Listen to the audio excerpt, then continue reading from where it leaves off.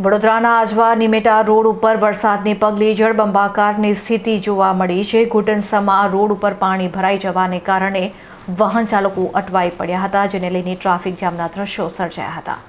વરસાદી માહોલ વચ્ચે શહેરના મહત્વના ગણાતા આજવા નિમેટા રોડ ઉપર વિશાળ પ્રમાણમાં પાણી ભરાઈ જતા વાહન વ્યવહાર પર માઠી અસર પડી છે અને જનજીવન પ્રભાવિત થયું છે।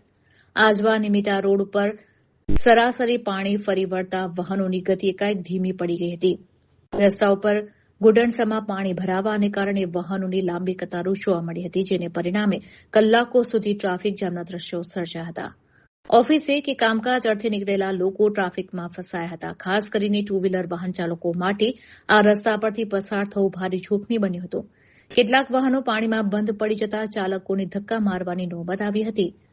સ્થાનિકોના જણાવ્યા મુજબ ચોમાસા દરમિયાન દર વખતે આ રોડ ઉપર પાણી ભરાવાની સમસ્યા સર્જાય છે, છતાં પાલિકા તંત્ર દ્વારા તેનો કાયમી નિકાલ કરવામાં આવતો નથી। ચોમાસાની શરૂઆતમાં જ તંત્રની નબળી ડ્રેનેજ કામગીરી સામે આવતા જ સ્થાનિકો અને વાહન ચાલકોમાં ભારે રોષ જોવા મળી રહ્યો છે।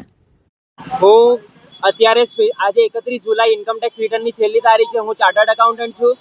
હું શોર્ટ્સ પહેરીને ઓફિસ જવા માટે નીકળ્યો છું। મારા બેગમાં મારું પેન્ટ છે।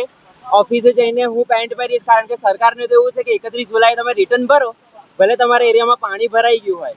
અને હવે મને એવું લાગે છે મારે ક્લાયન્ટ્સને એવું સમજાવવું પડશે કે સાહેબ, ટેક્સના 25-30 હજાર રૂપિયા ઓછા ભરજો, ચોમાસા માટે એક નાવડી વસાવી લેજો, કારણ કે તમારે ઓફિસ જવા માટે નાવડીની જરૂર તો પડશે, કારણ કે સરકારની આંખ તો ઉઘડવાની નથી।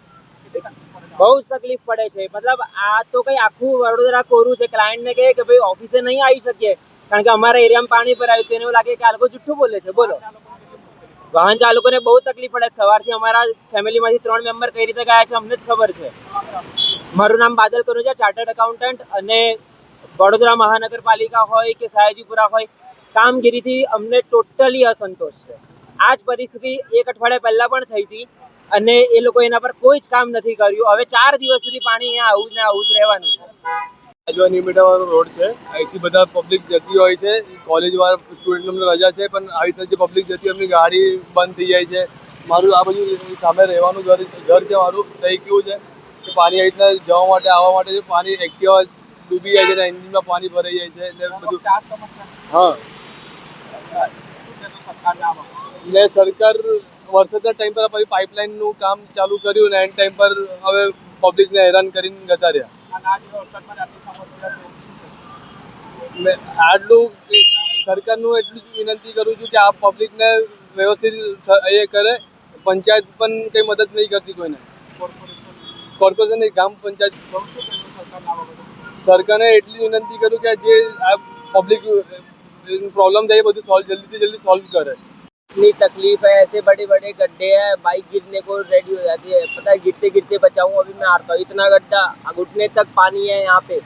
इसका सरकार कुछ करे। ये रोड कहाँ पे जाता है? ये रोड भाई सीधे जाता है उधर, क्या नाम है इसका, आपका अजवा चौक, इधर अजवा रोड की तरफ जा। ये अजवा रोड है, समझ लो आप।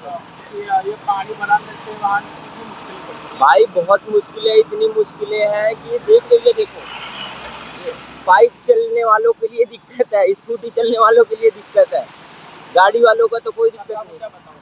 सरकार को तो मैं यही बोलना चाहूँगा, नगर निगम को, कि इस पे थोड़ा सा ध्यान दे। बाकी कोई दिक्कत नहीं है, सरकार से तो अपना ठीक ही है, बट इसको ध्यान दे थोड़ा सा।